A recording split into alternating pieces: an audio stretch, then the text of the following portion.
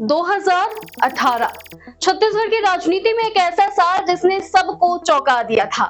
15 साल से सत्ता में बैठी बीजेपी, एक ऐसा मुख्यमंत्री जिसकी व्यक्तिगत छवि पर बड़े आरोप नहीं थे और एक ऐसी सरकार जिसे कभी अजेय माना जाता था। लेकिन चुनाव परिणाम आए तो बीजेपी सिर्फ 15 सीटों पर सिमट गई। सवाल है कि आखिर ऐसा क्या हुआ? क्या जनता सिर्फ बदलाव चाहती थी? क्या फिर कांग्रेस ने ऐसी चुनावी रणनीति बनाई थी जिसने बीजेपी को संभलने का मौका ही नहीं दिया? आज हम समझेंगे कि 2018 में छत्तीसगढ़ में बीजेपी आखिर हार कैसे गई थी। पहला कारण, भूपेश बघेल ने विपक्ष को सड़क पर उतार दिया था। 2013 के झीरम घाटी हमले के बाद कांग्रेस लगभग नेतृत्व विहीन हो चुकी थी। महेंद्र कर्मा, नंद कुमार पटेल, विद्याचरण शुक्ल जैसे बड़े चेहरे नहीं रहे थे। पार्टी टूटे हुए मनोबल के साथ खड़ी थी। ऐसे समय में भूपेश बघेल प्रदेश कांग्रेस अध्यक्ष बने। यहीं से खेल बदलना शुरू हुआ। बघेल ने एयर कंडीशन कमरों की राजनीति छोड़कर सड़क की राजनीति शुरू कर दी।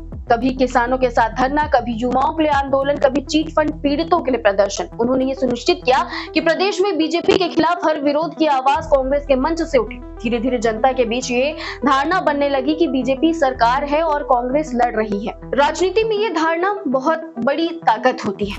दूसरा कारण था 15 साल की सत्ता की थकान। रमन सिंह के व्यक्तिगत छवि आज भी साफ सुथरी मानी जाती है, लेकिन चुनाव सिर्फ मुख्यमंत्री की छवि पर नहीं जीते जाते। 15 साल की सत्ता के बाद विधायकों के खिलाफ नाराजगी बढ़ चुकी थी। कई जगह स्थानीय नेताओं पर भ्रष्टाचार, अहंकार और जनता से दूरी के आरोप लग रहे थे। सरकार के खिलाफ गुस्सा मुख्यमंत्री से ज्यादा स्थानीय स्तर पर था। भूपेश बघेल ने इसी नाराजगी को राजनीतिक मुद्दा बना दिया। उन्होंने हर सभा में ये सवाल पूछा, 15 साल में आपके गांव की तस्वीर कितनी बदली? ये सवाल धीरे धीरे बीजेपी के लिए मुश्किल बनता गया। तीसरा कारण, नान घोटाला और चीट फंड का मुद्दा। 2018 के चुनाव में कांग्रेस ने सिर्फ वादों पर भरोसा नहीं किया, उसने सरकार को कटघरे में खड़ा भी किया। नान घोटाले का मुद्दा लगातार उठाया गया। चीट फंड कंपनियों से लाखों लोगों के पैसे डूबने का मामला भी जनता के बीच बार बार ले जाया गया। भूपेश बघेल ने इन मुद्दों को सिर्फ प्रेस कॉन्फ्रेंस तक सीमित नहीं रखा, बल्कि गांव गांव तक पहुंचाया। इससे सरकार की विश्वसनीयता पर असर पड़ा।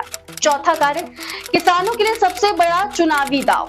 अगर 2018 चुनाव का टर्निंग पॉइंट पूछा जाए तो जवाब होगा किसान। छत्तीसगढ़ की राजनीति में किसान सिर्फ वोटर नहीं बल्कि चुनाव का केंद्र होते हैं। कांग्रेस ने 2 ऐसे वादे किए जिन्होंने पूरे चुनावी समीकरण को बदल दिया। पहला, किसानों की कर्ज माफी। दूसरा, धान का समर्थन मूल्य 2500 रुपए प्रति क्विंटल। ये सिर्फ घोषणाएं नहीं थी, ये सीधे किसान की जेब से जुड़ा मुद्दा था। गांवों में चर्चा होने लगी कि अगर कांग्रेस आई तो आर्थिक राहत मिलेगी। बीजेपी इसका प्रभाव पूरी तरह नहीं रोक पाई। और पांचवा कारण, टीएस सिंहदेव का जन घोषणा पत्र। 2018 में कांग्रेस का घोषणा पत्र बाकी पार्टियों की तरह औपचारिक दस्तावेज नहीं था। टीएस सिंहदेव ने पूरा प्रदेश का दौरा किया, किसानों, महिलाओं, कर्मचारियों, युवाओं और व्यापारियों से बातचीत की। उसके बाद जन घोषणा पत्र तैयार हुआ। बिजली बिल हाफ, युवाओं के लिए रोजगार, महिलाओं से जुड़े मुद्दे और शराबबंदी जैसे वादे सीधे आम आदमी से जुड़ रहे थे। इससे कांग्रेस का अभियान सिर्फ विरोध तक सीमित नहीं रहा बल्कि विकल्प के रूप में भी मजबूत हुआ। छठा कारण, अजीत जोगी फैक्टर। राजनीतिक विश्लेषकों को लगता था कि अजीत जोगी के अलग होने से कांग्रेस कमजोर होगी, लेकिन चुनावी नतीजों में अलग कहानी दिखाई दी। जोगी के जाने के बाद कांग्रेस के अंदर की गुटबाजी काफी कम हो गई। भूपेश बघेल, टीएस सिंहदेव, चरणदास महंत और तमाम बड़े नेता एक मंच पर दिखाई देने लगे, यानी पहली बार कांग्रेस एकजुट नजर आ रही थी। दूसरी तरफ कई सीटों पर जोगी और बीएसपी गठबंधन ने बीजेपी विरोधी और बीजेपी के असंतुष्ट वोटों में सेंध लगाई। इसका प्रत्यक्ष फायदा कांग्रेस को मिला। और सबसे बड़ा कारण, भूपेश बघेल ने चुनाव को परिवर्तन बनाम स्थिरता बना दिया।